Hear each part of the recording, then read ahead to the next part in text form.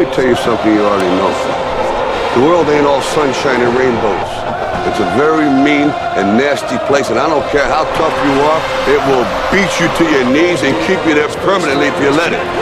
You, me, or nobody is gonna hit as hard as life. But it ain't about how hard you hit. It's about how hard you can get hit and keep moving forward. How much you can take and keep moving forward. That's how winning is done.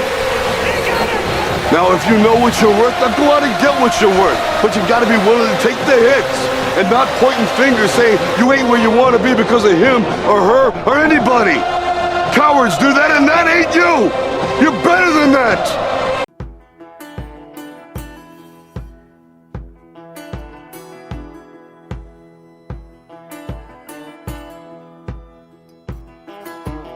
We're professional athletes getting paid a whole lot of money. If you can't come in and put work in the building, go out to the practice field and work hard, do your lifts and do what you're supposed to do, you should not be here.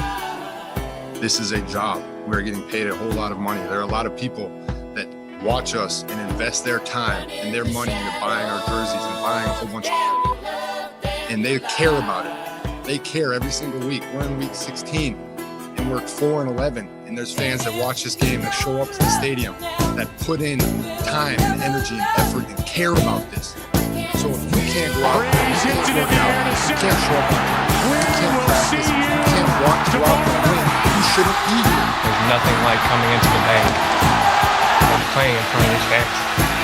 Blue collar mentality, tough, fighting every single day. I get chills, man. I get so fired up. Man. I love this place. I think I was just born to do what I do. Yeah. You know? Yeah. I really was. But I think what's extraordinary about that is because, you know, it's a big enough dream anyway when you're a kid to dream you want to do something. Yeah. But presumably you didn't see anyone who looked like you. Anyone can walk into the park. You know, you can call next, and if guys feel like you're good enough to get on the court, sometimes they size you up by how tall you are, by the way you look. Do you look like you can play? You know, maybe as simple as by the way that you walk or the way that you talk. My first go-kart, I mean, I grew up on my dad's couch, so my first go-kart was a fifth-hand go-kart from the Loot newspaper. And it was bent and rusty, and we arrived at the Rye House, and everyone kind of stopped, like in the movie, everyone stops and looks at them. And that was the same for us, so I always remember that. But my dad just always says, do your talking on the track. So that's what I was going to do, and you know, I think I won my first few races, and I loved it so much. My dad was like, if you work hard at school, I'll do whatever I can to keep you racing. So he had like 4 jobs, putting for sale signs up, vending machines, anything that could pay him £15 or £10 to be able to fill the car up, buy new tires. And there were times along the way where I remember I'd come home from school and I'd be like, I'm ready to go. And he'd be like, I'm sorry, we don't have the money this weekend, but hopefully by the next race I'll have the money to keep us going. Yeah. You said you saw the emotions on your mom's face. What were the moments you remember most about just the way your mom poured into you throughout your life and your career? Man, them long nights, I'm telling you, I lived off a generator. I ain't had no electricity, I lived off a generator for 7 years. Man, seeing what she had to go through to feed us, man, it's crazy. Had a milk crate. See a milk crate right here, we had one of those. We used to take my grandma used to have flowers. She used to have plants. Yeah, we had those right there. This is button practice. Yeah. So we just used to cut it open, cut this part open right here, cut it off, and then, you know what I'm saying, hang it up.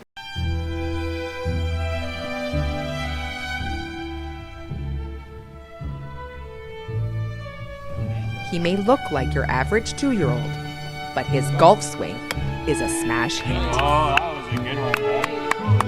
How much does golf rule Jack's life? Entirely, as you can see. Except for food. Yeah, usually food takes precedence, but today, him being at the Idlewild here, it's you know, it's sensory overload in a way. 2-year-old Jack Canton recently won the title for the best Pee-wee golf swing in the world. The competition is run by Little Linksters Golf Academy in Florida. It's judged by some of the big names in the golf world.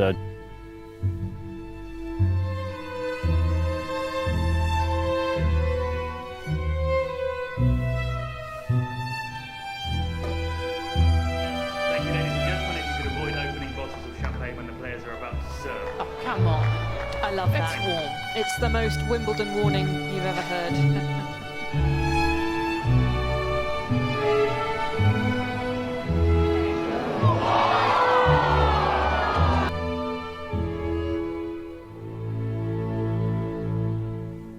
If you think of Formula One, you imagine Monaco.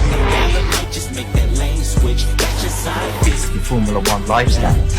Hey, Dynamite, turn to $1 million, then we all rich. That's your side. Be the last one out to get the stove.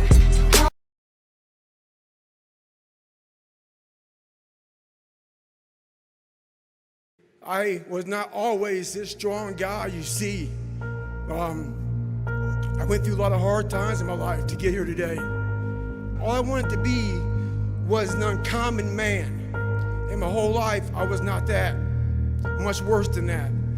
So I came home one day from working at a job called Ecolab where I sprayed for cockroaches. Made $1,000 a month, weighing 300 pounds. And I got home and I watched a show on Discovery Channel of guys carrying boats and logs, Navy SEAL training. And I decided to make a change in my life. And I called the recruiter up and he asked me these questions. He had to meet a certain age, like a certain height and weight limit.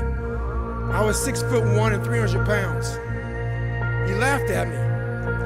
7 other recruiters laughed at me. One recruiter finally said, "Come on in, I'm too busy to talk to you on the phone." He didn't know how much I weighed. I walked in the recruiter's office and he looked at me and he said, "You're fat and you're black." I said I want to be a Navy SEAL. I didn't know there'd only been 35 African-American Navy SEALs at that time in over 70 years. He said I basically had to lose 106 pounds in less than 3 months because of my age. I was getting too old. I came back 3 months later, 106 pounds lighter.